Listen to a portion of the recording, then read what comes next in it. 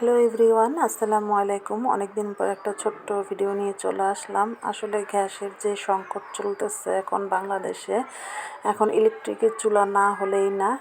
তো আমার ইলেকট্রিকের চুলা আছে, তারপরও আমি চিন্তা করলাম যে ওইটার থেকে এখন ভালো হচ্ছে এই চুলাটা, কুকারটা। এই কুকারটা এত ভালো, আমি এটা মিয়াকো ব্র্যান্ডের নিয়েছি। এখানে 3টা হাঁড়ি আর একটা ঢাকনা পাওয়া যায়।